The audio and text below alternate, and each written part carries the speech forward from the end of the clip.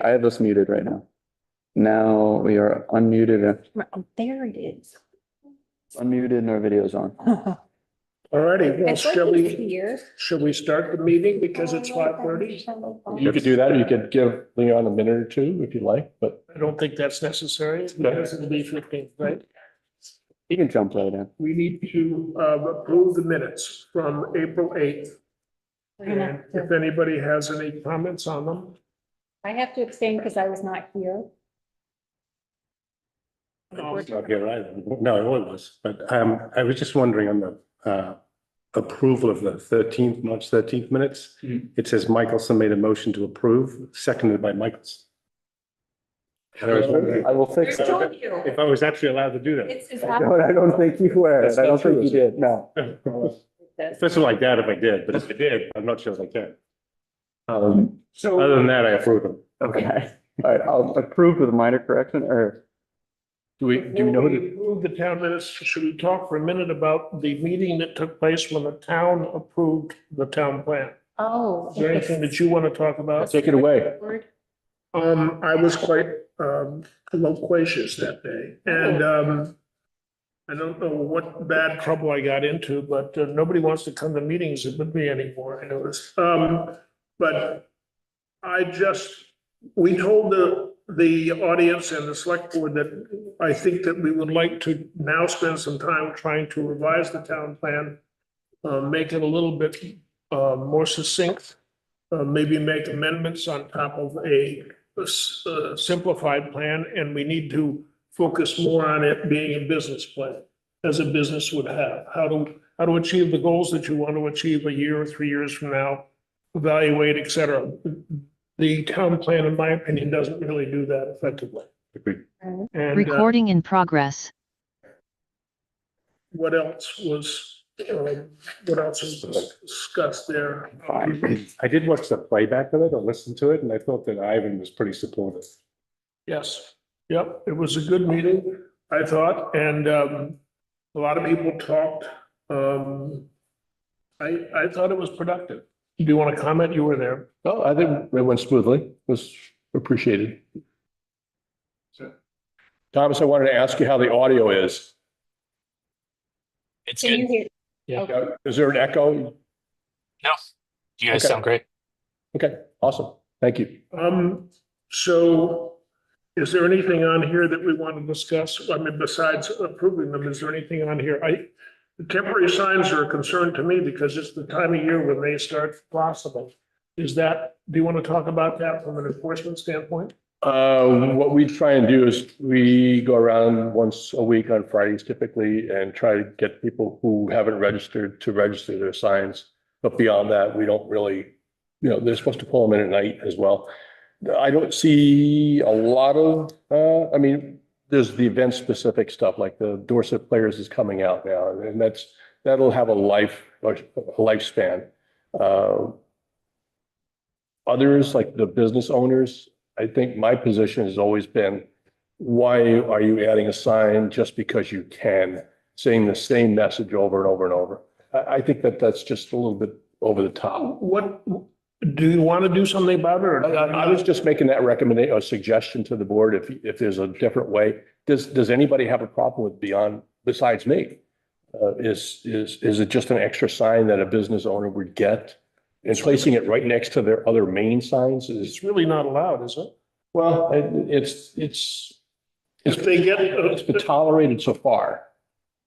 right, but it's against the ordinance. Are we going to just allow this to continue on against the ordinance and kind of ignore it, or what do we want to do? What would you like to see happen? Do you think it adds anything to the community? Are business owners really that much better off for using it? I wouldn't want to try and take something away from somebody who's been using it. When we asked the Manchester Business Association for input on it, they did a survey in which understandably, and you would have expected it, something like 87% said that they should be able to do anything they want, right? Right. So, overall, is the town going to benefit any? Does anybody have an objection to those, what they currently see? I guess I'm concerned about it because it's against the rules. And we're just going to allow it continually to happen against the rules. If we don't, if we're not that concerned about somebody putting a sign out right that far from their front door every day, which they do, there are a couple of stores that do that. If we don't care about that, then we should no longer have it in conflict with the ordinance. Right.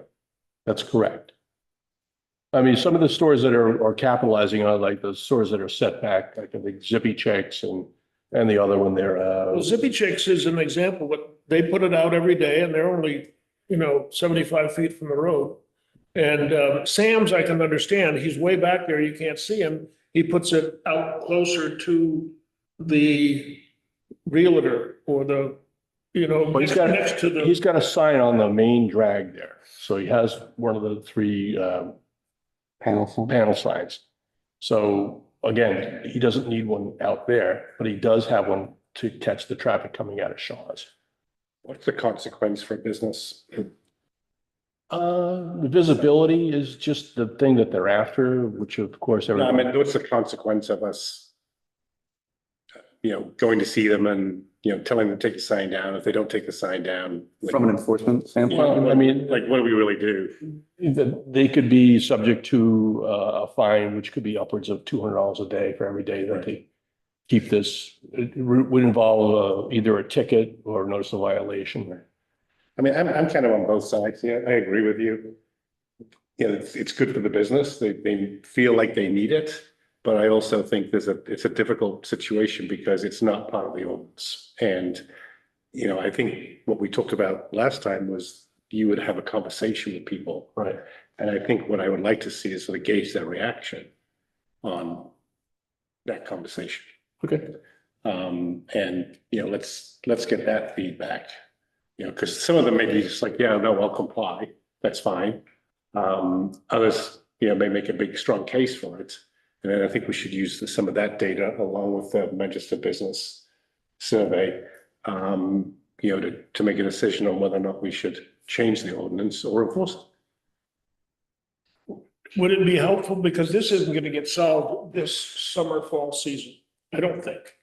And would it be helpful to say that we're reviewing the ordinance and gathering information as to the public's concern or support for these and trying to make sure we don't hinder the business people, something like that, so we can fall back on that? Because they're basically we're allowing our ordinance to get.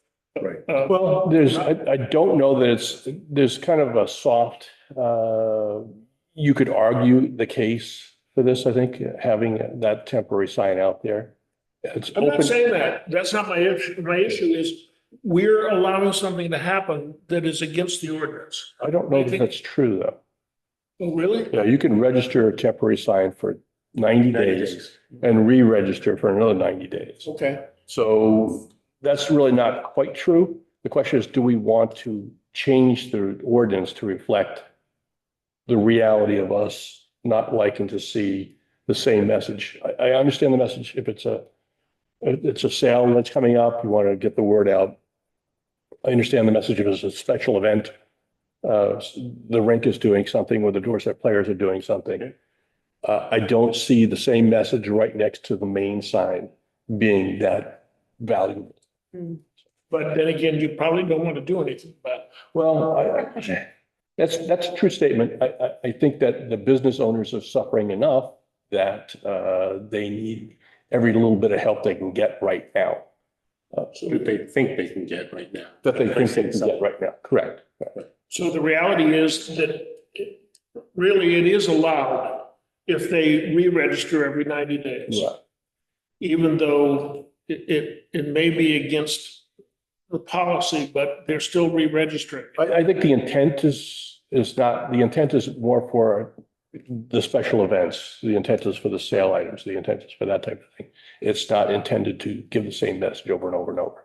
Personally, I don't have a need or desire to do anything negative relative to them. I don't want to be difficult or uncooperative Yeah, I or agree. lay down the law, so to speak. You've just pointed out that there is a quote loophole in effect. kind of. And Yeah, I if that's mean- the case, I don't need to. Yeah, the online registration is not completely in alignment, so there's a little bit of cleanup we gotta do for that to make sure that they both. Right, we've talked about that. Peter, what is the process for changing the ordinance? It's the same thing we just went through with like the town plan, so it's a series of, conversations and wordsmithing to make sure we get the new language. And then we have a public meeting. And then we have a public hearing and we have invite board feedback, Yeah, so and then the select board will have the final say. Thank you. Okay. So back to that, if there are 10 different things on the ordinance that we want to have changed, and there might be at the end of a year, we would have changed 50 of them, but if there are 10, can we put them all in together? Absolutely, yes. Ready? Are there issues of concern about the minutes? Want to talk about updating the town plan now or after we approve the minutes? Propose we approve the minutes of March 13th. Got a second? I can't, I was not here. I'm abstaining. I don't think I can from. Oh, thank you, Thomas. All in favor, say aye. Aye. 3-0. All righty. Temporary signs we just talked about. We killed 2 birds with 1 stone. Look at that. We're already on number 3. Freaking efficient. Peter, did you want to talk about the pay for parking ordinance? Well, I just don't know where we are. At one point in time, I had circulated, an iteration of the previous paper parking. And it just never went anywhere. I don't know if we're recirculating. Thomas, do you have your copy of that? I think that was way back, right? A couple of months ago. Yeah, that was a while ago. I don't have it in front of me, but I'm gonna look in my email right now. And Peter, this is the version where you added the language underlined, right? To like make it Yes. more specific because the Yes. select board said ours was too vague and that we needed to be more restrictive and more clear. Right. I had a conversation with Ivan. He pointed out that there was some verbiage that he'd like to see in there. Okay. I went back and looked at I think 2009 or 2012, and there was a $15,000 minimum charge per parking spot. Okay. So that was put in there. So it was really kind of modeled on I think 2000. We approved this. Yeah, Okay. this went to the did this go to the select board? I don't think it did. I thought we approved an earlier version that was sent back to us asking for these changes, which you've now put in place. Maybe that's what it is. Yeah, I think we just kind of got stalled. Thomas, is that correct? That's correct. Yeah, so the last document, I see the date on the document, but not in my email for some reason. It is from 2/26/25. And it has red text as well as it's not struck through, but it's underlined red text.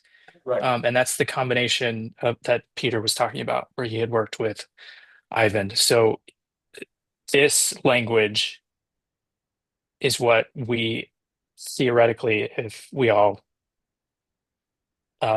agree with it, is what needs to be sent back. Okay, so if we could just get like a vote on it, I'll make sure it gets on the agenda.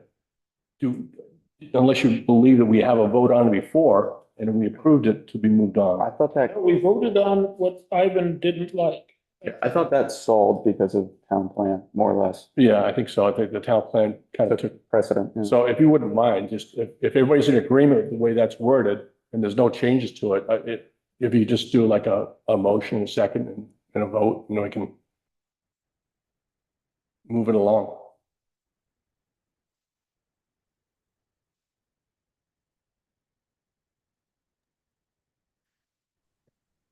Peter, could you speak to the section that talks about, as it's in parentheses, such as removal of important or historic buildings in the quest to provide parking as required by the ordinance? Can you help me understand what important or historic buildings? I think there were, Means- they were looking to give relief for someone who ordinarily would have to remove a historic building to gain the necessary parking to do what they wanted to do. So there would be an opportunity to provide relief to that. I think it's how I understood it. Does that make any sense? Yeah, and I'm trying to think back to the actual select board meeting where this was discussed, and I forget which buildings they were talking about, and in which part of town. And the reason why I'm bringing this up is that important or historic seems a little vague to me, or at least referencing a building as important. But I understand the thinking, but I'm just wondering if important or historic is too vague, or on the flip side of that, that's enough. Like that gives whoever's looking at this language enough to be like, there's a little bit of flexibility here in terms of what fits into that category. But this, we're making a recommendation to the select board on this. Correct. So this is really their decision, but, and to your point, I think you're correct, Thomas. I think it might be made vague for a reason, is to have certain flexibility. But this is now their issue, not ours, is my perspective. This is something that's going to be administered by the DRB. Yeah. Right. Okay. I think the language is good. If we need a motion, I can make the motion. Okay. Motion to accept the changes in 9.66 and, yes, in 9.66 of the ordinance. Right? I can second that motion. All in favor? Do you hear that, Thomas? Yes, but before we vote, can we just have I just want to have the 60-second discussion to explain why I'm going to vote no. And it's not solely, but it's primarily based on the $15,000 per parking space. I think putting that into the ordinance is a bit much and will negatively impact an individual or a developer's ability to build in town, and do it in a way that doesn't create large parking lots. So, thank you. I'll respond to you by saying I agree with that. I would like to eliminate the part of the sentence that says, but not less than 15,000 per parking space period. I think the other part of the sentence that says the fee will ultimately be set by the select board is sufficient. Yeah. So I think we just had a change in the motion, okay? Do you like the 15,000, David? I think it's good to be specific on a value. I'm not saying that 15 is the right number. Yeah, if we're not ready, we can, continue to discuss this until we are ready. We could wordsmith this till everyone's satisfied. There's no rush. But if you take that out and just have it, the fee will be set by the select board, that's enough. The select board might say, this particular one right here is only $3,000, but this one over here might be 15 grand. There might be different reasons for different numbers, or they might say from now on, That doesn't everyone. help a developer though. I think a developer should know ahead of time, without having to go to the select board, what that estimated cost is. Not to exceed. But to Thomas's point, there's, it could be a deterrent if it's deemed to be too high as a penalty. I mean, 15,000 it's not an insignificant amount of money. Well, back to what I just said, I can understand how you responded, but if we just leave it, the fee will be ultimately set by the select board, then it gives them the ability to have some flexibility. And if this is a terrible parking place over here, yet this is a wonderful one here, that may determine that somebody's going to pay a different rate. Or they're just, if you just say the select board will determine the rate, that answers the question. Yeah, I'm not necessarily comfortable either with having different rates for different parking spots. I'm not sure that that's That's a, I'm sure that's fair. Let's say I but- didn't say that. What we had in there before was the 2,000, which barely covers the cost of doing even just the pavement and lining. Yeah, I mean, that's. Right, I mean, this seems like it's a more reasonable cost for building a car parking space somewhere else, or for maintaining a town. Or a lease. Or a leasing a space, right? If you had a car parking space, at the back of North Shire, and they were gonna lease it to somebody, that would cover it. Right? Okay, but if you just said the fee will be set by the select board, they can approve this ordinance and they can plug in 15,000 right then and there. That's their prerogative. But I think David wants certainty. Yeah, I think they were looking for something solid to say this is, and I think they can back off of that number too, but they'd have to have demonstrable reasons to back off. I think No, 15,000. you can't because it says here not less than 15,000. So we have to change that. Thomas, Thomas? Yeah, are there, Oh, Are we there only any said we're gonna discuss this for a minute, right? Yeah, 60 sorry. seconds. 60 seconds, you said, Thomas? well, I mean, I feel like I brought up a good point, and Yeah, no, it is. everyone else individually are making good points too. I'm hearing everyone. What was I going to ask? Do we know where where the $15,000 number came from? Is there anything that we can point to where that realistically makes sense? Right out of the 2012 zoning ordinance. zoning ordinance. So at one time it was in there for that number. So I don't know if anybody's dug any deeper than that. But again, if you figure out a cost of a lease or think of the cost of developing a parking space. I know at Stratton, they charge $50,000, but it's underground parking, it's heated, there's light, there's et cetera, et cetera. That's a huge number. Land, they're not making any more land in Manchester, right? So we're limited to what we have. So we have to make now deals with leasing and preparing it with paving or painting lines, et cetera. Et cetera. What was paid by Bill for the parking lot behind Walgreens and then also the, Chris, in front of Shaw's? What did they pay those? I don't have those numbers. But I know with Bill's initial project downtown for the condominiums, I think was in the area of $2,000 or $3,000 per space. Yeah, I don't remember Bill's. I want to say his was under 2,000, and then I'm pretty sure the one at the roundabout was exactly 2,000. Which is part of the reason why this number is being asked to be put into the ordinance, is because at that select board meeting where the new restaurants payment in lieu of parking was discussed, there was some confusion about what the actual precedent had been and if there was any policy. And I don't think that there had been any policy. They had used what had been done that they could recall in that moment had been done in the past. So I'd like to make a suggestion that we go back to the DRB and the select board to ask them how they'd like to have us answer this issue, because the DRB is the one that sets the number more than the select board, doesn't it? No, No? No, the select board sets it. Yep. Then why did the number around the roundabout of 2,000 that was a determination by the DRB? Because that was what was in place at the time. Okay.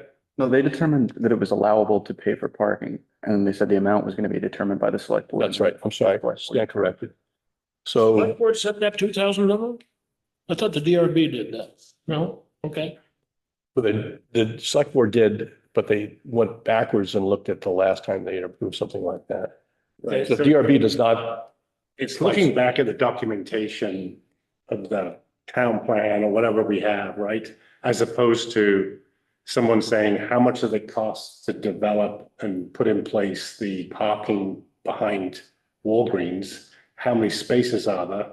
Divide the amount of money that we spent divided by the number of spaces, and that's the that's cost. the number, right? Right? And do that with whatever recent last 2, 3, 4, 5 years. Parking development, and then, yeah, that becomes the basis of the number. Right. And I do think it's gonna be I do think the actual cost to build a space is probably gonna be $10,000 to $15,000. Is there anybody that leases a car parking space? Well, that's, I think Wilbur's kind of hit some pay dirt on, but I don't want to steal your thunder. Is there anyone that we know of that leases a space to someone else? Not that I know of. I've gone to one property owner in town and they were receptive to the idea of people who work all day in an office environment near Main Street could park on their property. They did not want to lease it because they didn't want the liability. Right. They just wanted to, it's Right. available. Right.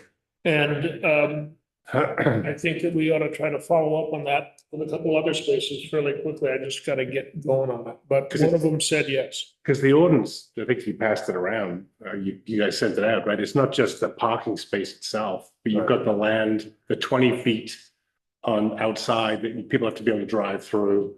And, you know, you've got to be able to circulate, then we've got to be able to maintain it, we've got to snow plow it, we've got to, you know, repave it every 5 years, you know, so it's, to me, it's, doesn't seem like an unreasonable cost.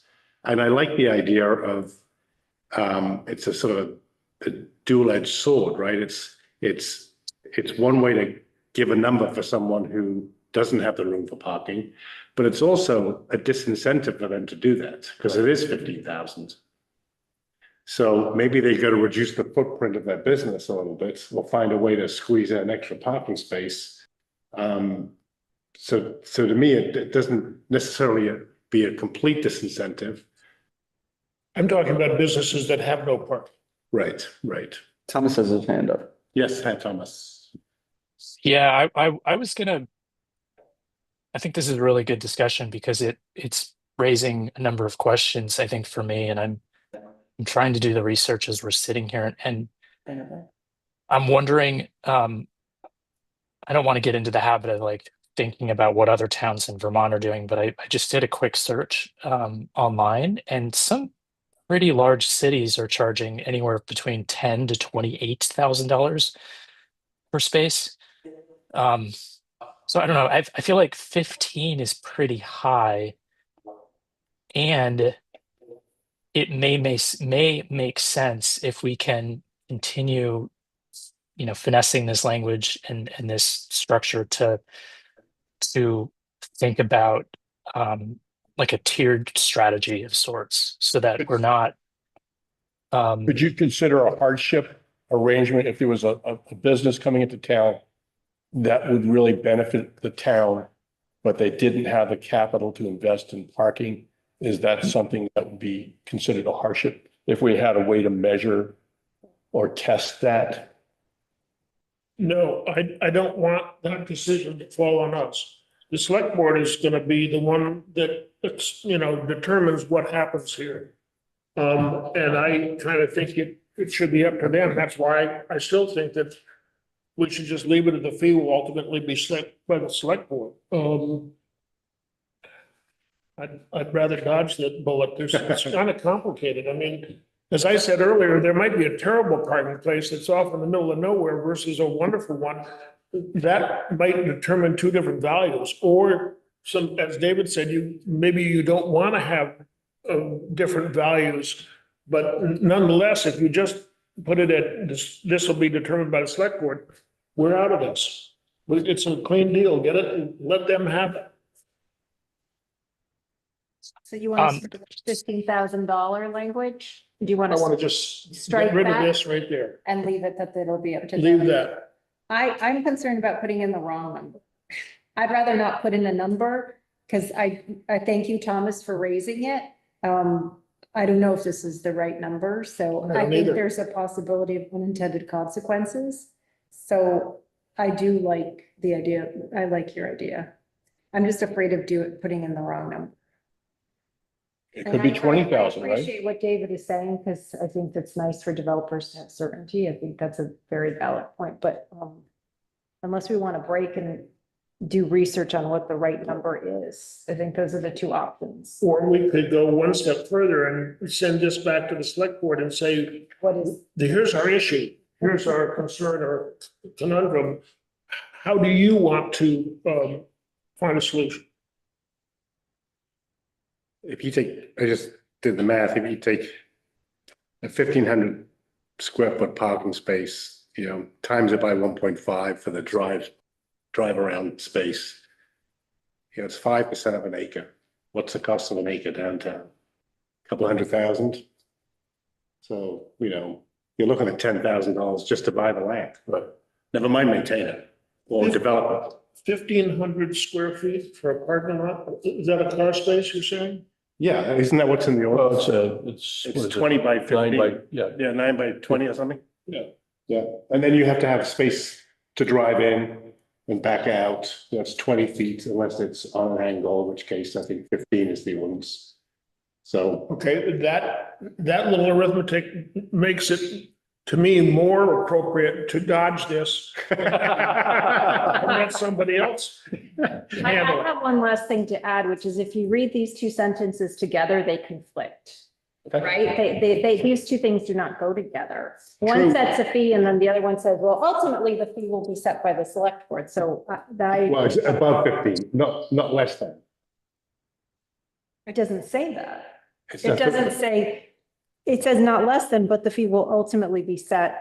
So this could be read as that the fee would be less than, because ultimately it's up to the select board. Right.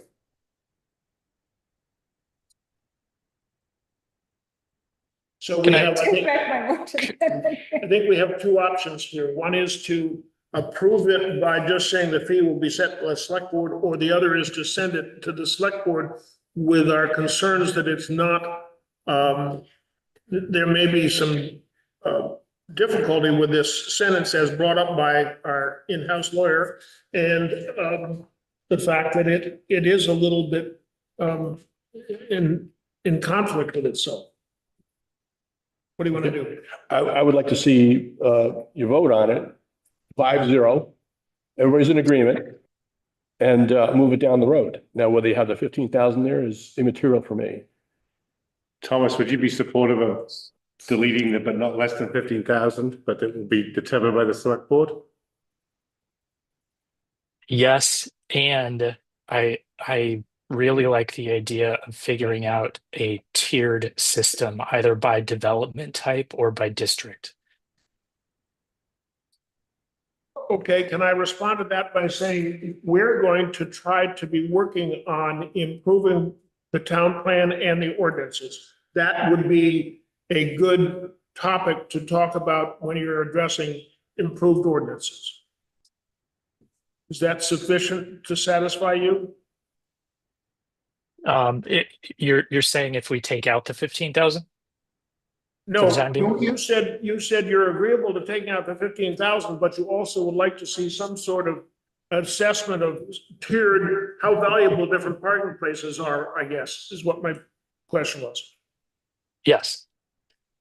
So that would be a good topic to put into a review of the ordinances. Maybe we do have to have different valuations for different locations, or maybe we don't, as David says, a developer should know point blank, black and white, what it is gonna cost for each parking space. I'm happy to accept the change in language that you Okay. suggested. So, And Thomas, I'm happy to talk about a tiered system, you know, later on. My belief is that this is probably going away at some point. If you do the research and you look at the trends, you know, Minneapolis is a big, case study on how they removed this parking restriction. And they never had a property issue with for rents and property prices because parking takes up so much land and so many restrictions. And there's plenty of towns around the country that are doing this in states. So my guess is eventually this is kind of going to disappear anyway, is my hypothesis. So I'm happy to accept the language as an interim and we can discuss a tiered pricing by district or location or type of building, I guess. so we have a motion by Carolyn to change this to just the fee will be set by the select board.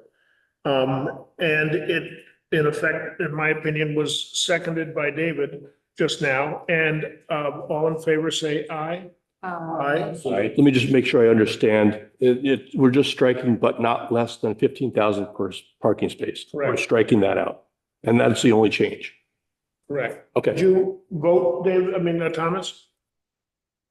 I had not, but I will vote yes. Thank you. All righty, let's move along. Look at that, 5-0. I love it. 4-0. Oh, I'm sorry. 4-0. Where's Leon? Yes. Not- And by the way, coffee and the bagel aren't gonna make it. All right. It's gonna be Optimum sandwich, right? And the select board can come back to us too, if they want to see a number. Right, exactly. 1,500 square foot parking. This is something that Tim Waker said to me, and I have yet to figure out where this came from. I can't find it. Can you? Yeah, I'm gonna get an ordinance and just read what it says, just so everybody knows what it says. Want to grab this? We wanted, while he's doing that, talk about something else under number 3. Oh. Okay. So the last issue, involvement of MBA in parking discussions. I have had a couple of conversations with John Burnham, head of the MBA, and I think it would be very good to go back to him and say, here's where we stand. We're going to try to find some spaces for people who work downtown to park at, and then basically be open to other suggestions that come from MBA, unless other people have further suggestions for that connection. Where are the spaces coming from? There's one space from a local big business dealer in town, big business in town that's got a lot of space, a lot of acreage, a lot of paid parking. And he's been approached and he's willing to let people park there. Okay, for a fee, So, like- no fee. No fee, didn't want a fee. They don't want responsibility, they don't want a liability. Okay. And I was gonna go to a couple other twos that are high on my list. One is the Gap building, Not right. behind the Gap building. And the other is the Episcopal Church. But did Bill talk to you about his proposal for putting parking in front of the green there? He has a great idea for putting in some spaces. The Adams Park, Yes, where the music concerts are. I suspect that would go over like a lead balloon. Oh, okay. 'Cause you have to cut into the park. That park is, Precious. yeah, it was by, I think it originated with Ivan's great-great-grandfather. Oh, okay. Okay. There's, you could put a couple, I've looked at, Oh, excuse me. I've looked at it and I had that same thought, but you're only gonna get 5 or 6 parking places. Right, but that's. But I think it's, 9.6.8, section 1, Gotcha. 9 by 18. Okay, The one that I was reading is okay. the, do you want me to read the 1,500 square feet? yes. Yeah, That's 9.6.3. 0.3, yeah. There are no minimum off-street parking or loading requirements for non-residential uses in the town core that occupy less than 1,500 square feet and are located either on a street with on-street parking or within 1,000 feet as measured by the sidewalk from a parking facility. so what is this relative to? So any business in the town core that's non-residential, so any commercial that's under 1,500 square feet, if it's located on a street with on-street parking or within 1,000 feet from a parking facility like a municipal parking lot, does not, Be measured along the sidewalk. yeah, measured along, The sidewalk access. yeah, measured along the sidewalk. If it meets that criteria, there's no requirement for parking. Off street. Yeah, Is that the question? as it's currently written. It's- That's pretty, Timmy Waker said this kind of surprised him as where it came from, right? Well, Is there a business in town that qualifies for that? This one scares me, and I would prefer to table it and get some further information, contact DRB, contact the select board and talk about it. But I'm not comfortable in making any determination on it now. Because it's basically, let's say, what's a 1,500 square, we have an ice cream shop, big ice cream, Ice cream, a restaurant, a little teeny restaurant, and all of a sudden there are no parking requirements for you. That's kind of a little dangerous to me. So can we get some more information on it? So is the idea that if it's a small footprint, then they don't have a parking requirement? Right, yeah, I think that was the intent. And an area of town that's largely walkable probably is, And it's going to be a short distance from municipal parking lots. Okay. So somewhere in Elm Street might qualify. Interesting. Okay, so And- it eliminates the need for them to get parking. Right, So the business has to be 1,500 square feet or less, Or less, tiny. right? And they've got to have on-street parking or within 1,000 feet with a sidewalk to a public parking facility. I mean, it's a little bit, located either on a street with on-street parking. But that, if you're located on Main Street, You've got businesses down near, what's the gourmet shop? Alducci's. Alducci's. Yeah, so there's municipal parking on Elm, and there's one is parking right back. So to the within pharmacy. 1,000 square feet, or 1,000 feet of that municipal parking, that's covers a lot of area. Right. Then you've also got, near Walgreens, almost all of the businesses in the Green Mountain parking area of stands would qualify. Right. yeah, So that creates a hardship for, where they're gonna park, right? So now, I don't know. I mean, how hard would it be to go around and just figure out how many businesses this actually applies to? Because I don't think it's going to be that many. Then let's do it. Let's do that. That's a good question. You got a map and just, draw 1,000 feet from a parking lot and anybody outside of that, just go take a look at it. I mean, it's gotta be a handful. And then what do you do? Well, then you know what your exposure is. Right, what you do about it. Because right now, we're trying to recraft an ordinance, Without enough knowledge. based on what we think, Right. right? And I don't think that number is very big. Well, I mean, we could get a lot of these larger spaces that are downsizing too, right? So. Right. So could we ask Elias to do that? I will see if I can get around We- to doing that. We'll put that on a priority list. Um, Yeah. Yeah. It's, I mean, it also says located on a street with on-street parking. So that could be Main Street has on-street parking. Right. It's two criteria. Yeah, You use a compass, draw 1,000 feet. Yeah. And then just scratch out anything with on-street parking. Mhm. And, you've got the boundaries of the core Mhm. and it's just what's left over. We have to pull up probably the individual, building, floor plans to see if we can Right. get some. And we'll have that information in the tax Right. file, Mhm. whatever, the grand list, right? It's gonna be in the tax file, 1,500 feet. Then they're on the list. yeah. And I think that list is gonna be very short. You'll see. I'm not so sure, but I don't know, I'm just, I'm like, that you're a data. big picture guy. So if you take that data to the select board. Yeah. Like this is gonna impact, this impacts, 400 businesses. Mhm. We'd like to change it, then the data speaks for you. Right. Okay, so we have covered status for Thomas is. pay for parking ordinance, 1,500 square parking, involvement of MBA. Right. I think Thomas has his hand up. I think I'm it's, sorry, Yes, Thomas. Thomas?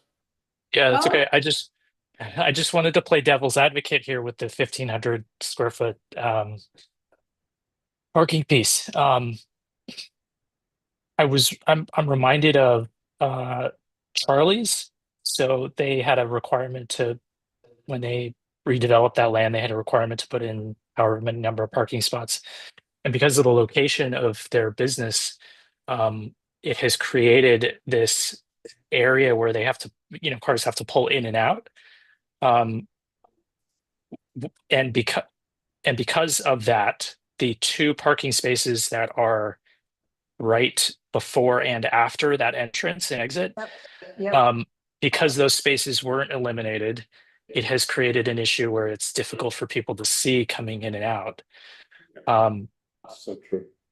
If that had been thought of, I think appropriately, those two spots would have been eliminated. But then again, we would have lost two more parking spaces on that road. The other point I wanted to make is that the opportunity to have a business that's 1,500 square feet or less and not have to have a, dedicated parking opens the door to more businesses opening up in town. Variety of businesses. And I think the more often we're able to promote smaller footprints, the more likely we will be able to flip those businesses. Flip them is not the right language, but when you think of the Crystal Palace, it's such a large building. Only certain businesses can move in there, right? But when we have smaller footprints, smaller commercial properties, more entrepreneurs will be able to move into those spaces. And I think the rotation will happen more frequently. My response to that is the two parking spaces, one on each side of Charlie's. The problem of getting out of there is definitely exists. And I think those two spaces should be eliminated from a safety standpoint. But it's kind of different than what we're talking about here with the 1,500 square foot parking issue. It's a different issue. And then the issue of getting more small businesses in town, I totally agree that that's something that we want to make sure we're receptive to the needs of somebody who just wants 1,500 square feet and not 10,000 square feet like we've seen 20 and 30 years ago coming into town. And it's a whole different, as a retailer, it's a whole different situation. And we're seeing also a push, but not a pushback. We're seeing a weakening of that large retailer environment too. And also, I think when you go to a town, a little resort town, you kind of expect and hope to see these creative little 1,500 square foot businesses instead of the Gap. So that's an issue, but an issue for further discussion. We need to get through our parking in downtown number 3. Can I just make a comment on, Thomas's point? Because I agree with you on the Charlie's exit and entry is Yes. difficult. I wonder if there's a possibility of, instead of eliminating the 2 parking spaces, could you reduce the size of them for a shorter vehicle, a smaller vehicle, as opposed to a big SUV, and therefore create more of an opening with more visibility? And just as an idea. Or you could make it for motorcycles, right? Something that's smaller, lower, you create the visibility over the sight line, or some, I don't know, something like that. Agreed. All righty. Required parking spaces in downtown and core. Can you tell me what you're looking at there, Peter? You are which one? The required parking spaces in downtown and core. What was the reasoning behind this category on the agenda? I think we covered that in the 1,500, right? Yeah. The same subject. Those were the bullet points you sent me, Wilbur. I just put them on the I agenda. knew you were gonna blame me for that. I was just a test. It was just a test to see if you were listening. That was a test. So I can check that off. You can check that I off. got my shields up. Daytime parking availability. So as I said to Carolyn a while ago, I believe that there are places in town that we should go to say, would you allow somebody like a lawyer to park here to go to their place of business because their place of business has no parking at all? We don't want that type of working person parking on Main Street. We want to make that space available to the local or transient shoppers. So that's one thing that I'm kind of put on my to-do list. So I've talked to one person who's said yes. I have 2 others immediately to talk to. And then I have a whole list that Karen Jeriak gave me of people who have an interest in discussing this situation. It's somewhere in here, I don't know where. I am going to meet with her to talk about this situation, but if you can free up those parking spaces, I have a friend who has a business on Main Street and she parks right in front of it all day long, and that's not what we want to have happen. So, comments on that? Did Scott implement a 3-hour We did, everywhere or just, in all the town, right? yeah, So 2 hour, I think. 2 hours. 2 hours. Tours at the municipal park, did they do that on across from, the gourmet shop? Yep. I will, That would make a difference, right? it's, That person's gonna find a different place to. I believe it's made a difference. I've checked that parking lot behind Walgreens twice since this is put in play. And yes, it's different. There are probably, as historically, there would have been 1 or 2 spaces available at any one time. And now there are at least 10, I would say, on the average. And then the other thing that's interesting is the Stan's built business, Green Mountain, little shops.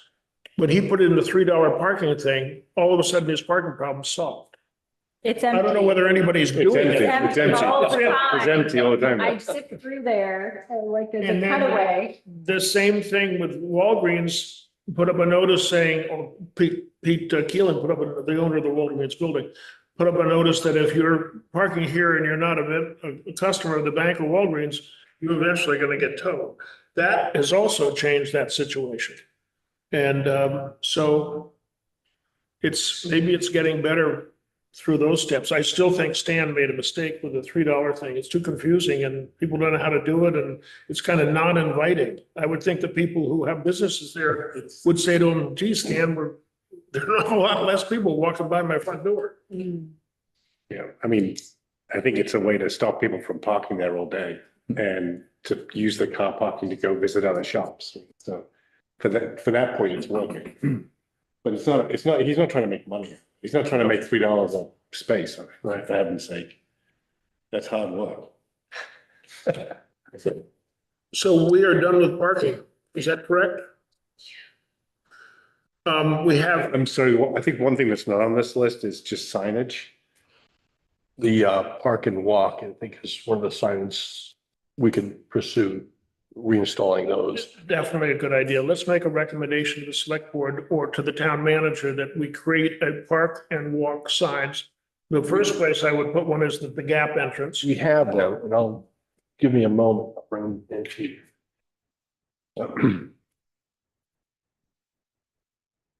I think the other thing on the signage is the EV outlets that are in the parking lot behind. If there are other ones in town, we should have some signage on that as well. Mhm. Yes. Good idea. Does that help? I think that helps as well. Will you write that down? Yeah. It's all recorded, Wilbur. David said. David said electric vehicle parking signs. So while Peter's off doing that, beginning steps for updating the town plan. So I believe it's been the opinion of this body that we think that the town plan we just worked on and got approved can be improved. That's my feeling, and currently it's about 100 pages long. Oh, double sided. Oh. 180 pages. Oh, the original ones. Oh, I like these. And to me, that means somebody's gonna pick it up, look at it and put it in a drawer. And so I'm of the opinion that it is a worthwhile endeavor for us to try to improve this. As David suggested quite a while ago, maybe having a much smaller town plan and addendums and appendixes. Yeah, this is great. I like the one with the feet. Yeah, the signs are the easy part. I think where we're putting them and how we're gonna be allowed to have our resort guests park in these lots and be able to identify, Are we gonna put one behind Walgreens or like to direct people to that beautiful parking lot? Yes. we could do that. That would be wonderful. That's an easy one. So do you think it's, I think the feet should be like a family.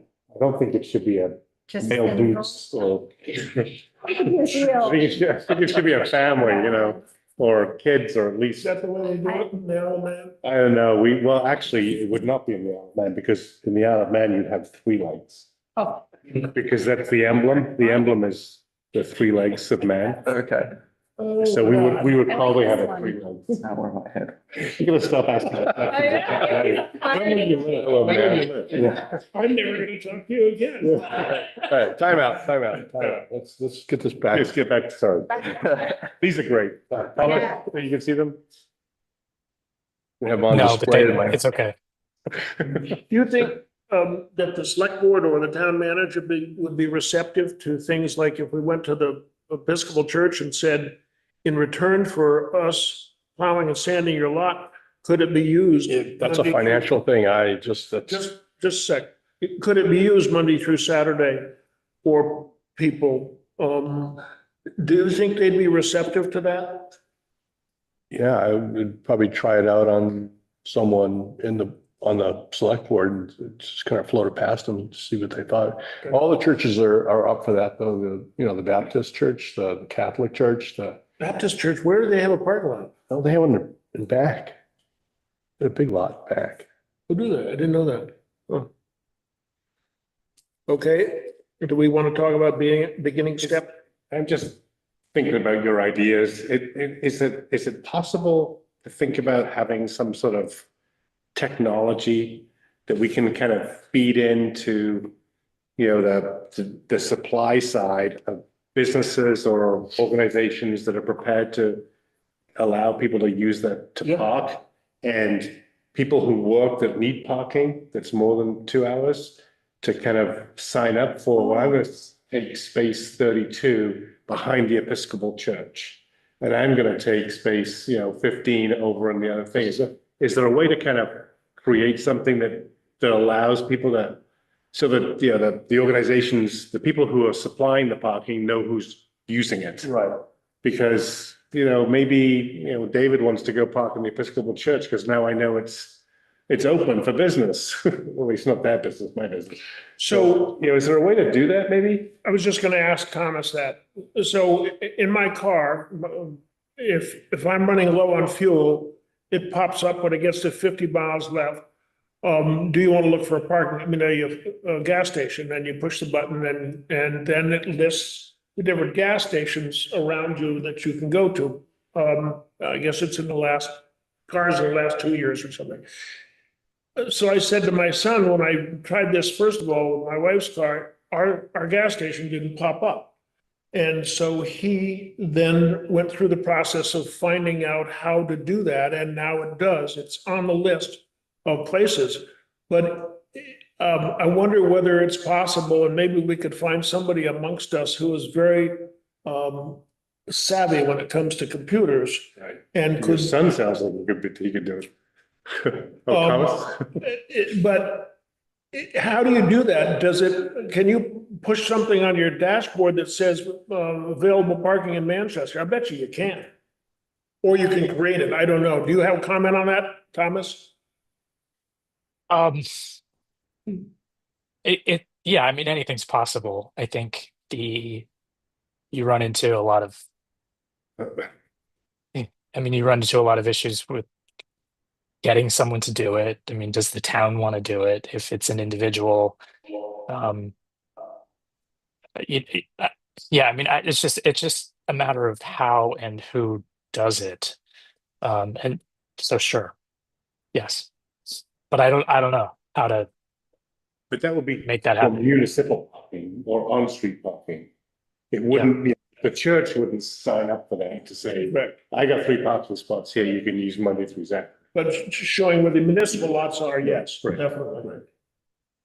How do we initiate that? Do you know? Should I look at Elias or not? He's got all his time. So. He's still smiling. That hasn't changed. He's not mad at me yet. I don't, yeah, We I can don't, look into it a little bit.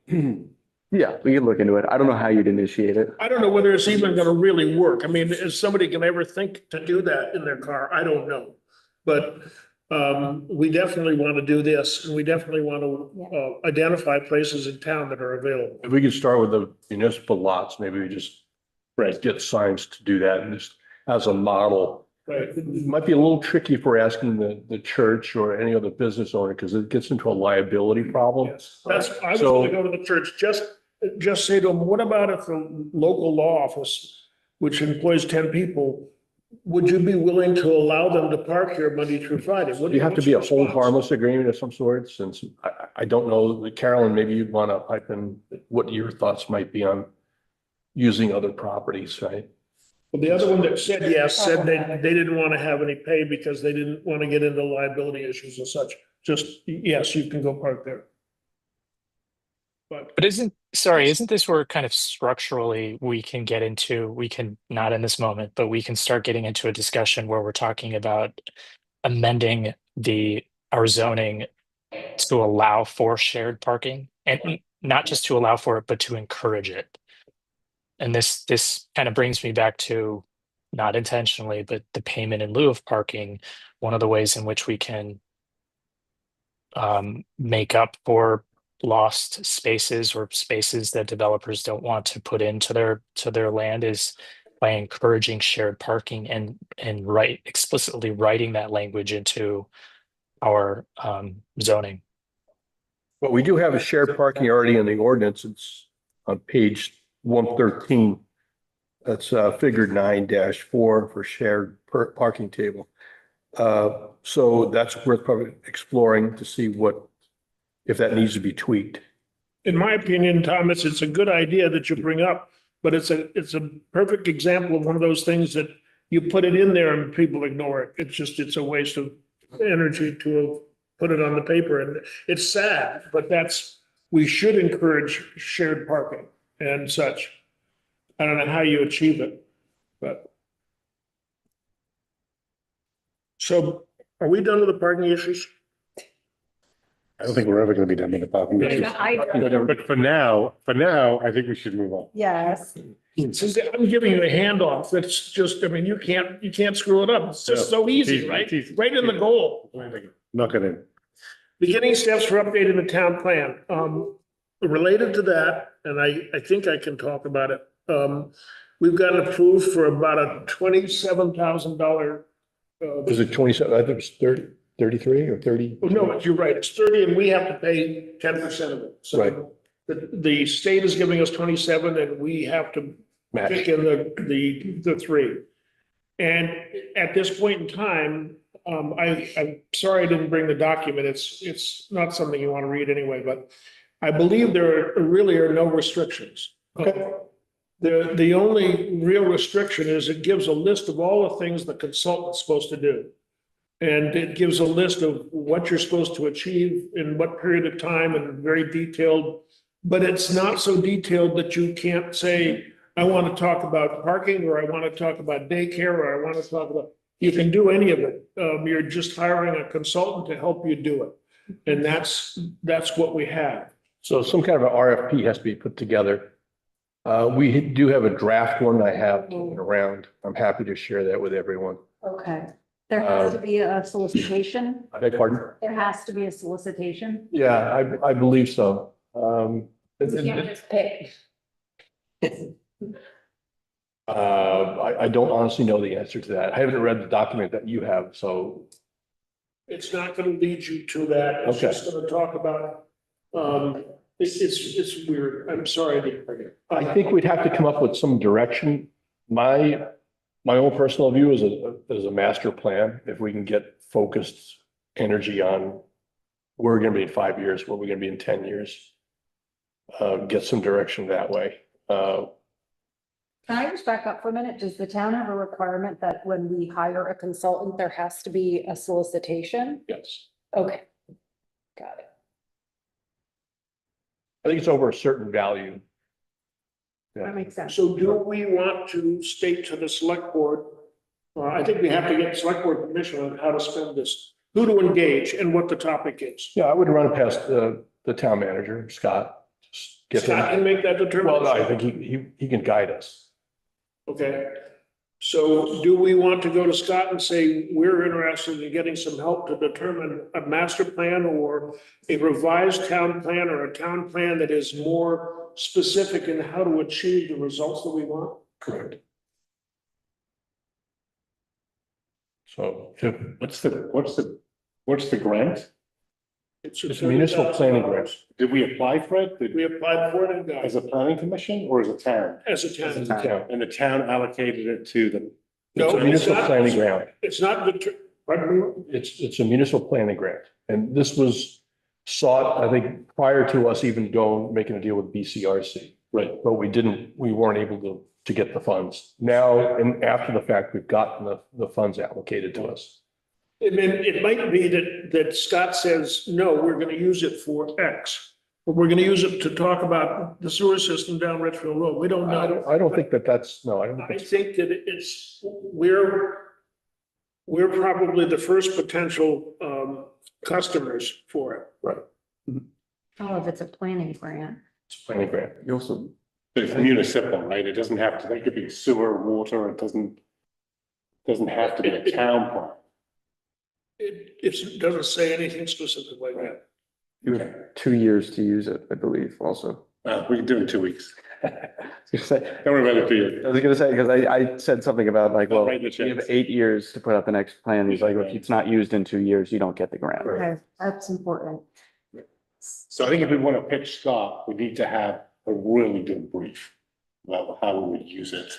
And I think we have to think about the 27,000 and whether or not that's enough money to get the outcomes that you want in the brief.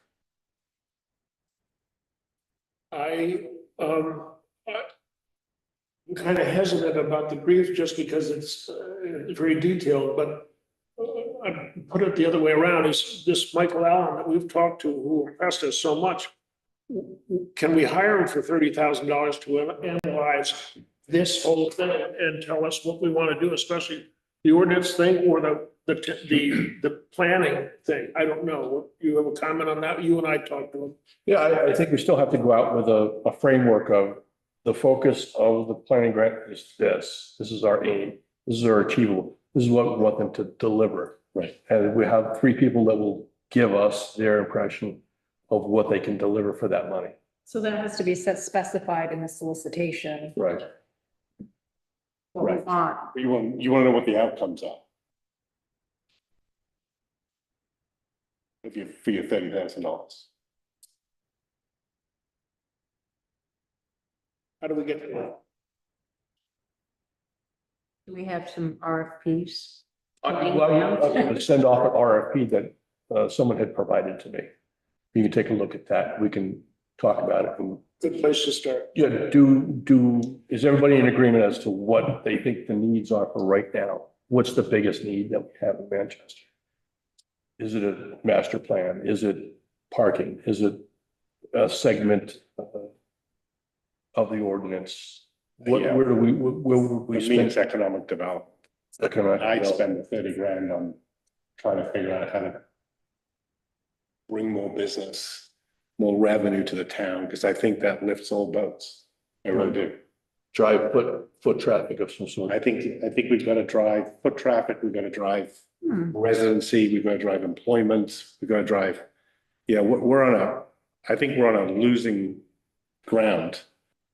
The more you go to services and the more you go to tourism, seasonal, the less business, year-round business that we have here, I think the harder it's going to get. Can you Yes. say that again about the tourism? Say that? So I think, I think generally speaking, in the US and many countries, we've moved away from making stuff to services.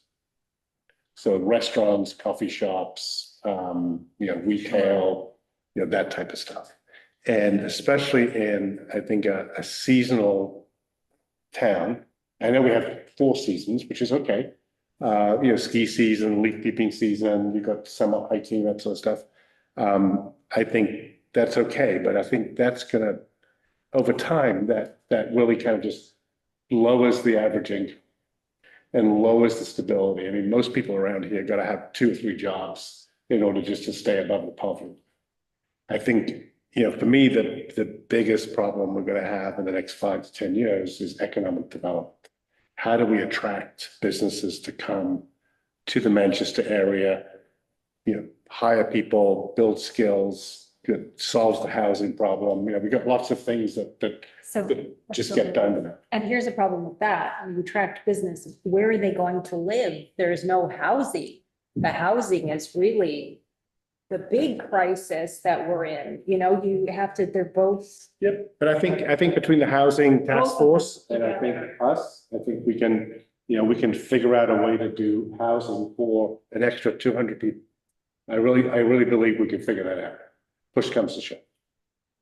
There's some housing bills in the legislature that are being cooked up, and it would be nice to have someone come and like talk to us. Maybe Seth can come back. I know there's two, and I have some things to read, but I know that the legislature is trying to solve the housing problem. There are some monies, there's a fund being put together for infrastructure, and it's not just for municipalities the way it usually is, it's also for developers, which is great. So that piece of it, I think, would be nice for us to get educated on, because You know, is it Seth's bill that's being reviewed or? it's not his. So one is S-127, that's in the Senate right now. And then the other one is H-479. I can get a hold of Seth. See if you want. But he'll know about it, yeah, because he was here last time, it's great. I agree with that, having been in that kind of business. Redoing this thing, is not going to achieve any immediate results at all. We might be very happy about being able to take it from 180 pages to much less and addendums and all of that, but it's not going to do anything for the issues that you addressed. Well, I think that when we do the rewrites, that we have to put into the town plan these types of issues and potential solutions for them. I don't disagree with that. I'm saying that I think the economic development part of it is probably our number one issue. I walked around, it's 3 weeks ago now, with a potential business that wanted to come in, well, you know about it. That, nothing's happened. I'm not sure I know why, but that type of situation, I did it in Stratton. If that person came to me and said, I'd like to do this, I'd be all over them. And I'd be bothering them every half hour. Is that what Gordon does? That's what Gordon's job is, partially job, but yes, we have to figure out how to do that. And maybe the process is wrong. And I don't know, but we shouldn't have any available space really, like we do now, except there's a good likelihood that both the Crystal Palace and the Ralph Lauren are gonna get filled within the next 6 months, I think. Then this business that wanted to come in, I tried to steer them toward Armani. We had a great talk about it and we looked at all the places available. I'm a little confused. I don't know the answers. I don't know how to address it. What's the business on the corner between 7A and the connector to 7, south of here? That's Epic Gallery. No, I mean, it's like 5 miles south, 10 miles south. You know, when you go down, is it 302? You turn left off 7A and you get to Route 7, the highway. And there's that big building on the corner down there. Oh. Down at the Equinox Hill Climber, the Equinox Mountain entrance. Further. I just, you know, I think we just need some bigger businesses that can hire, you know, 20, 30, 40 people. You know, and a museum out of Connecticut coming into Manchester is gonna hire like 4. But that's the type of business, that people want to go see. And that's what we want. We have people walking around town and they want to go see this, they want to go to the ice cream shop, they want to go to the toy shop. That's an attraction based economy. Is that Leon that joined Yeah, us? I want to disagree with David on this one. I think that 30 or 40 people, there's just not enough people in town available for employment to be employed by a business that wants to hire 30 or 40 people. We have a shortage of housing, so we're just not the workforce. A museum would bring more tourists to town. There'd be more money spent in the shops we do have. And we would also have 4 or 5 people would be able to actually be found to hire to work there, which is, I just don't think a big business would have the personnel available. That's just my opinion. Yeah, I'm not saying that we have 20 or 40 people available now. And I'm assuming there's some growth glide path towards developing, revenue in the business that grows and sustains, eventually, Some light manufacturing. right, light manufacturing or some technology stuff or something that's just not makes us so dependent on, being a tourist town. Because I think eventually, if we don't have some diversity in our business portfolio, it's probably not gonna be successful as we would like to help solve the housing crisis. So I'm not saying we don't need a gallery or a museum or lots of small businesses and artisans. I think that's great. We do have a business like the Vermont Country Store and Orvis. Yeah, but all this is likely to go out of business in 10 years. And they're consolidating. Right, they're definitely going to be moving out. With the They had a layoff recently at the beginning of the year. So something to replace that type of. Right, something to replace that. But I don't know about the Vermont stuff. It's the Vermont Country Store sounds like it's doing pretty well. But so Leon, the conversation is, we have the possibility of using a $27,000 grant from the state. And we were just sort of thinking about how we might want to use that money.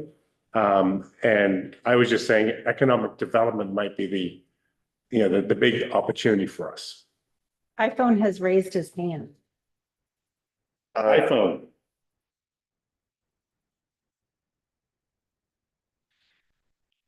Don't know who that is. Yeah, I could ask him to unmute.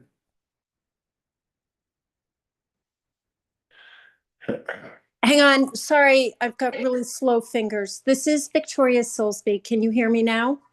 Yeah. To the gentleman who spoke about bringing in businesses and such to support the locals. Thank you. It has been a long time since someone has ever said that at a table of decision makers. And I really appreciate that comment as someone who grew up south of here and now lives in Manchester. We used to have light industry. If you reach out to the Historical Society, and I can't tell who's on the board right now in the meeting, but there used to be light industry in what I call the Talbot Brooks Brothers Ben and Jerry's building. And it's been a long time since someone has ever said, we need infrastructure, businesses that support the locals and create jobs for the locals beyond a museum that is going to employ a very specific type of person and only appeal to people that are visiting. And I think, Wilbur, those were your words. So I'm just calling in to support whoever said, let's talk about what could come here on Main Street and in the immediate area that's going to create jobs and support people that live here year round. Thank you, Victoria. So I have another alternative. How about if we engage Michael Allen to come talk to us for a little while to talk about just this issue of, I'm of the opinion that this is secondary to the issue of economic development and the health of the town financially. If he just wants to sit and chat with us, which he did the last time, and get somebody else involved in that discussion to talk about is it worthwhile to do a presentation or a proposal on how to meet the economic development needs? Should we be recruiting? Should we be going out and getting businesses? I think it starts with developing the idea that you have right now. If that's economic development, we can fine tune the ordinance to allow to widen that up if it's restrictive. Right, and don't get me wrong, I mean, I think it's the most important thing. But if this is like an Excel spreadsheet, if everyone's familiar with Excel, it's like a simultaneous equation. You know, it's a circular reference in Excel. Because Leon's right, we don't have the workforce, we don't have the housing. You know, there are significant barriers towards developing some sort of economic development, whether that's light manufacturing or whatever. But goodness, we've got a great educational system. We've got a town that really wants to, you know, help individuals. We've got some great ideas, I think, on housing, you know, to get people started and to be able to move here. I think if we can crack the code on this, and it's a strategy to lower the barriers. it's a chicken and the egg thing. I mean, if we're selling light manufacturing stuff around the country and we need people to make it and package it, we'll figure out a way. I'm sure the town's going to figure out a way to get people here. Is just kind of how I'm feeling. So it's not that housing isn't important, but we've got a great education system. We've got a beautiful landscape, plenty to do, good work-life balance.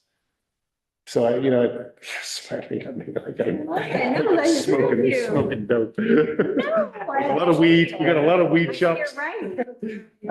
So you know, I think if someone comes to talk to us about economic development, we have to have right underneath that these what we feel are barriers like workforce and housing. Right, that's got to be right underneath it to help solve it. And that's what I say, David, that we're actually working on the housing issue. We have a whole task force that's really dedicated to trying to solve that issue. But it's going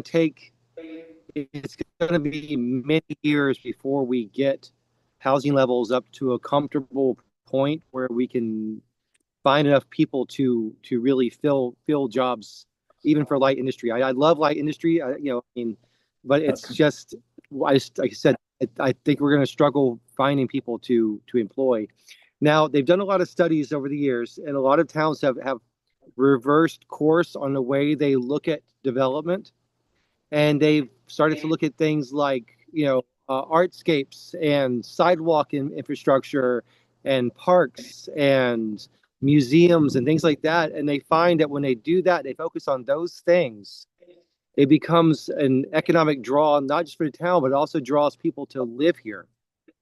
And I think that's something we shouldn't discount. And I hear what Victoria's saying, and I would love to see more industry here, but the having more businesses come that draw people to the town will then build more infrastructure and more money will come in for housing, for light industry. It'll grow in its own way. And towns that have done this, like Chattanooga, Tennessee, did this, and they revamped their downtown, put in an aquarium, some museums, and all of a sudden the whole town just boomed. And now it was like a bunch of rundown, empty storefronts, and now you can't find an empty storefront in the entire downtown. So I've seen this work, and so I think we shouldn't think about a museum as a bad thing. So my opinion. Not saying it's a bad thing. Not saying that. I just don't think it's enough. Don't think it's enough. Should we talk to Gordon about the economic development issue? I mean, this is his area, right? That's his area, right? To get back to what Wilbur was saying, if we could get 3 people, BCRC, Michael Allen, and another group of planner to come in and talk to us about a vision, is that something do you think you have enough to? The gentleman White from Burlington, yes, or I don't know, but I've been counseled by somebody who would know, that he thinks they're very impressive, and such, that would be a good idea. We've talked with Michael Allen, we like him. I'd like to re-engage him to say, to address this issue we're talking about. What's the first thing we want to do? Do we want to get retailers to the street and small restaurants? I think we should Restaurant business is tough. crystallize where we are with growth. How do you plan to grow in the next 5 years? How we achieve economic progress, and it's an area that needs help. Is it worth talking to Gordon I guess so. to start? Sure.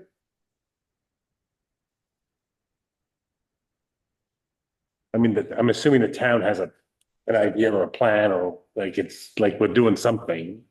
It might be good to know what that is. And David, like you can, I think, can one of us or can two of us go see Gordon about that? Absolutely, yes. I would highly recommend that. David is how many? I know there's a limit. As long as it's not a quorum. So David and I can go. You can send 2 people, Okay. As long as it's not.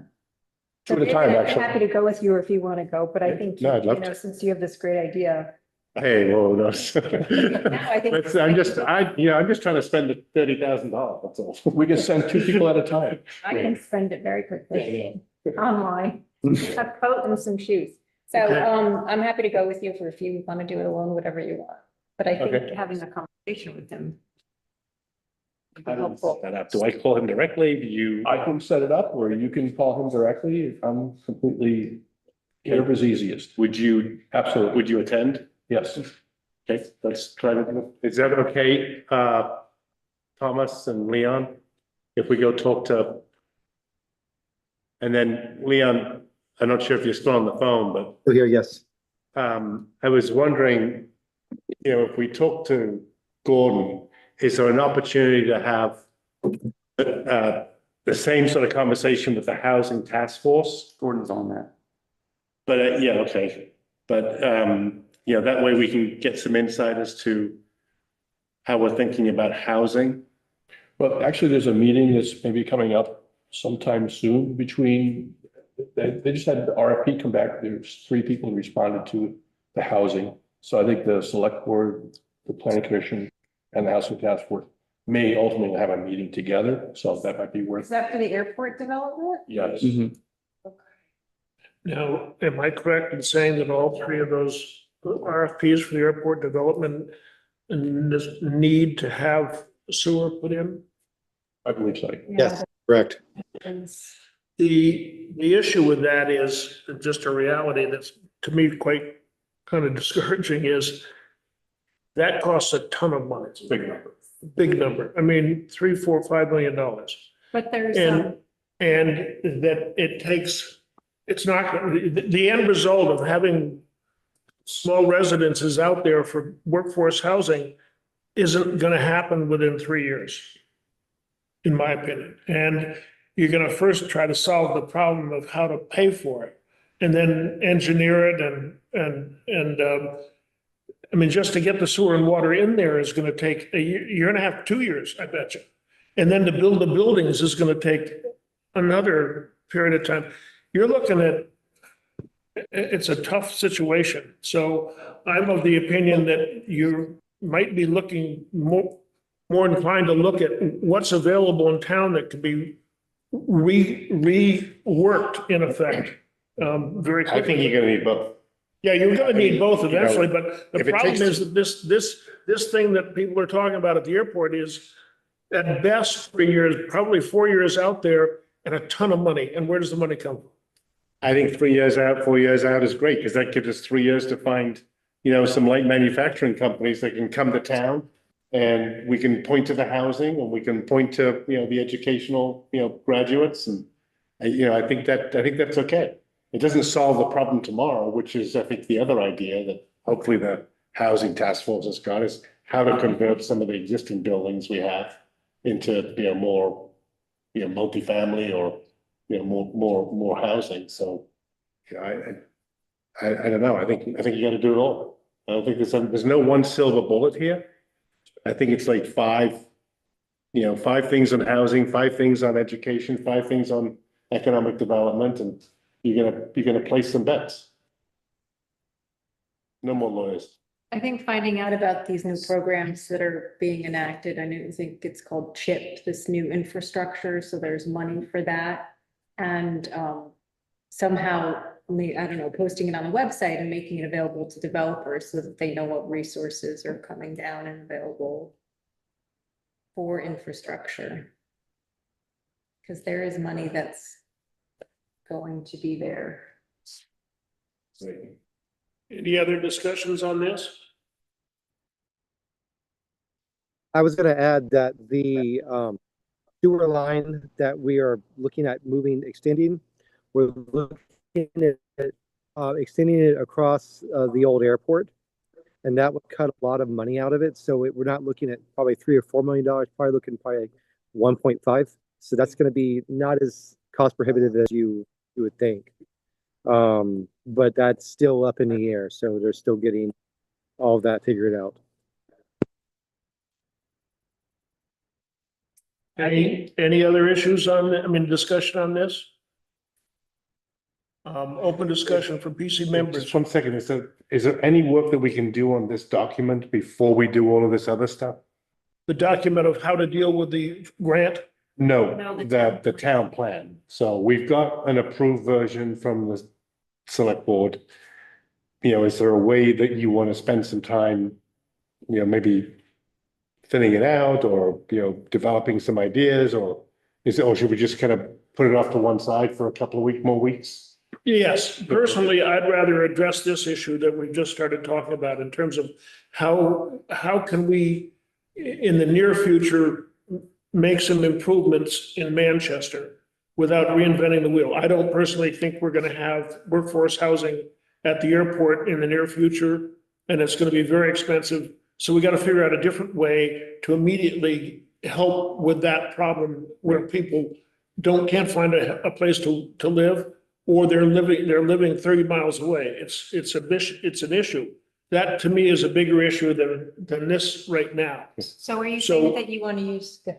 So sitting down with Michael Allen to start by somebody else, because I've already done it, I think you'd be very impressed with him. And maybe he's not the person to help us with this issue, and maybe he says there's somebody else. But that would be my perspective. So do we want to use the grant for economic development and housing? I Economic think development? I'd like to get some help before answering that question. Okay. First of all, help from maybe the select board wants to be involved in that decision. What do you want to use this for? We've just brought up the fact that maybe economic development is the biggest issue in front of us. We don't want vacancies. We want we want to have a town that people want to come see. Yeah, thriving. And maybe that's a priority over improving the town plan. These buildings are just getting turned over, like the Starbucks building just got sold, right? Yes. And new development, and Shaw's just got sold, the Crystal Palace just got sold. I mean, Gordon should have those guys, he should just march them in and be like, okay, how much money you're gonna put into the community? Right? I mean, it's no harm in asking. Like, what are your plans with this? Can we take 15 of your car parking spaces? Because they're never used. Right? Because we'd like to use them for municipal parking. And, you know, I just like, there's been a lot of turnover in big property deals. Yes. And those guys lost their shirts on it, so the cap rate's gonna be, the cap rate's gonna be great. So any other open discussion? We have, I want to move along to a different subject. Thomas has his hand up. Yeah, go ahead. I just wanted to semi-briefly say, one, I don't disagree really with anything that anyone's saying. But at the same time, I want us all to also be able to think mid and long term. I think that's one of the core components of planning is really thinking long term as well. But that does require to a certain extent that we come to at least some sort of consensus on what direction we're heading, what our goals are, what we envision for the town. Alrighty. Peter asked us to look at the home customary home occupation, occupation. right? Uh, Right now, I had issued a permit for one and it was appealed. And I guess I question myself is it doing what it needs to do? This is the appeal. So state statute actually references customary home occupations. So it's really not going to go away. The question is how we manage it. Are we managing it effectively? There's really only like 6 criteria to meet to get a CHO approved. So I just open that up for everyone to read, review. I'm the only person that's gotten this document, I've right? never seen this. Probably. Can we get a couple more of those out? Doesn't have to be right, well, maybe it does have to be today. But, Was that, let's, And this is to the development review board? Spencer. do you want me to print 5? Sure. You guys want to wait while we print them up or you want to? We just need two, and send an email to Yeah, are you printing? Thomas? Yeah, if you could Okay. email. Yep. Help with that or? Nope.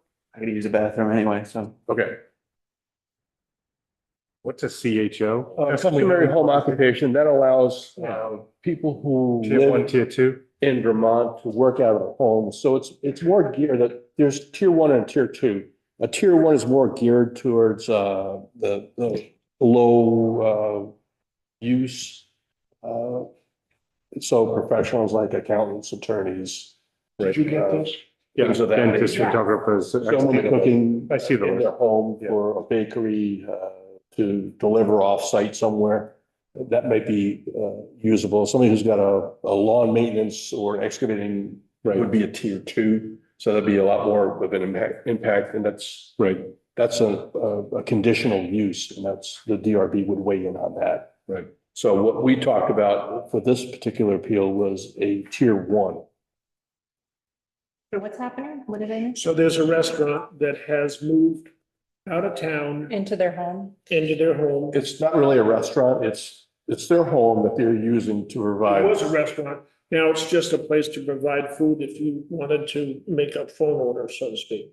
Okay. And there is a lady that's lives nearby who is contesting this, and I don't think she has. This is still kind of ongoing. There's no resolution just yet, so I just want to caution, I Okay, really can't be discussing this. Okay, right.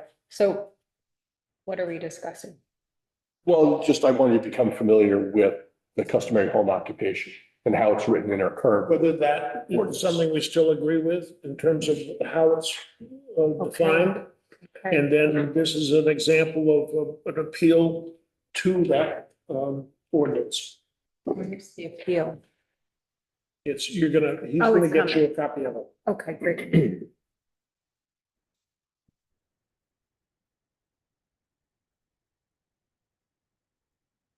I guess I was just more interested in discussing what's currently on the books for the customary home occupation, as opposed to discussing the appeal, which I cannot do. Got it, okay.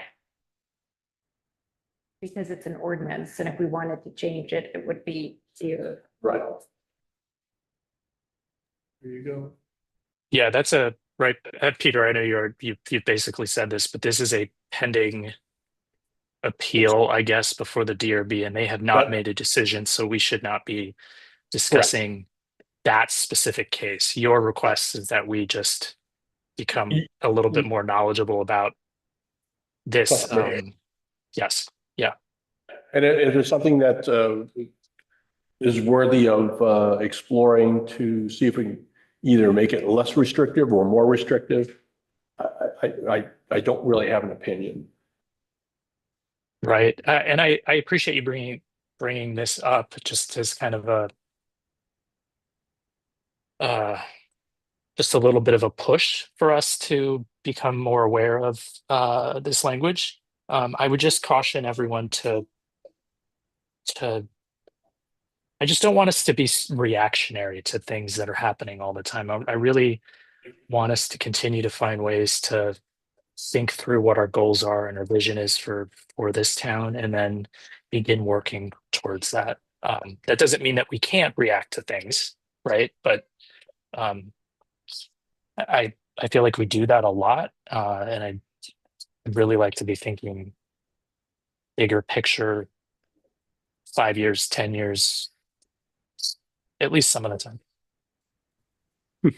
Agreed. Now, I would say that Bennington has a few places that are home restaurants where you can order food from people's homes. And I would be interested in seeing what they have in their ordinances and how they handle situations like this. Sure. We could pull their ordinance to see how they use it. Whose ordinance is that? Bennington. They had Town of it. Leon Henry recognized you and waved. And he goes, "Hi, Leon."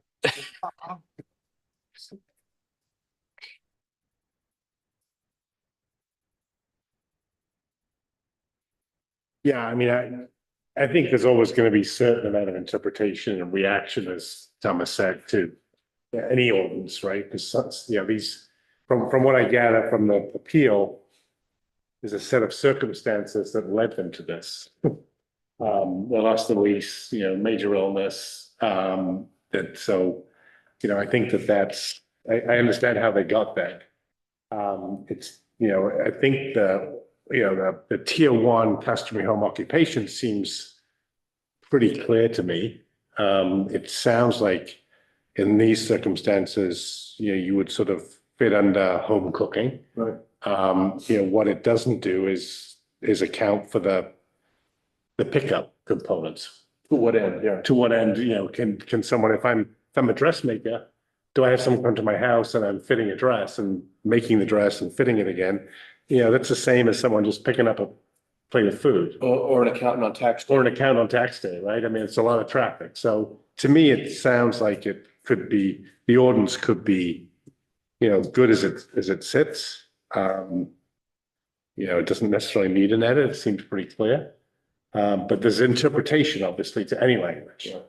And I think it's unfortunate that you're faced with that. Well, that's That's always going to happen. that's the gig. Thank you. Yep. So I just ask you you can take those documents and review them and you can have, you know, discussions. But I really can't be involved with the discussions.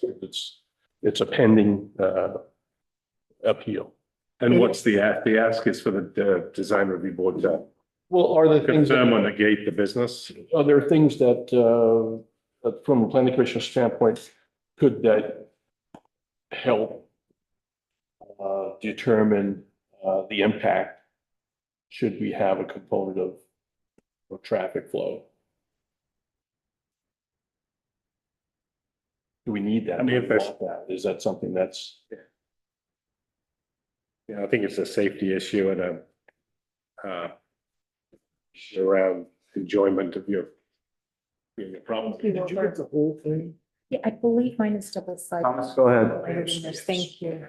Thank you. Peter, I just wanted to ask procedurally, not about this specific case, but in the event of something similar where it's being appealed, is there ever would there ever be a case where this flows through us in some way?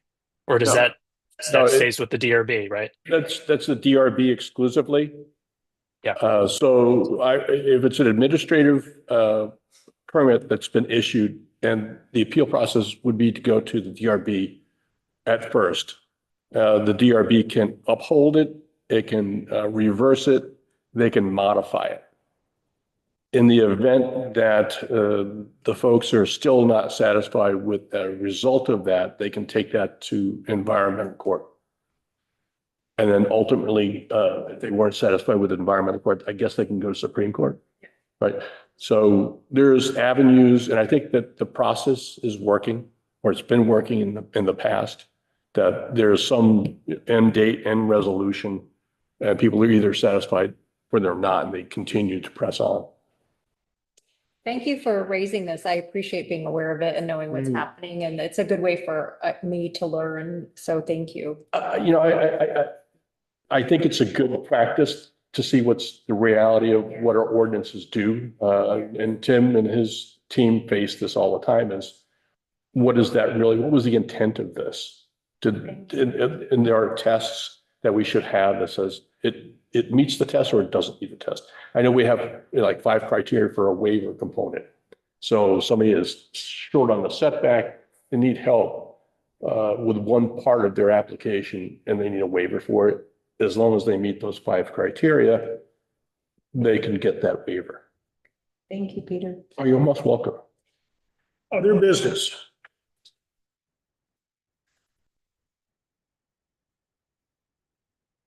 Yes, Not for me. from the audience, other business? Alrighty, could I get a motion to adjourn? Yes, I move that we adjourn. Would at you this second hour. that motion? I second it.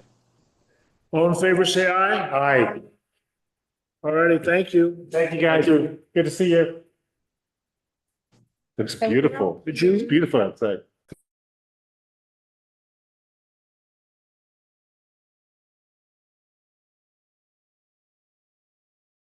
Recording stopped.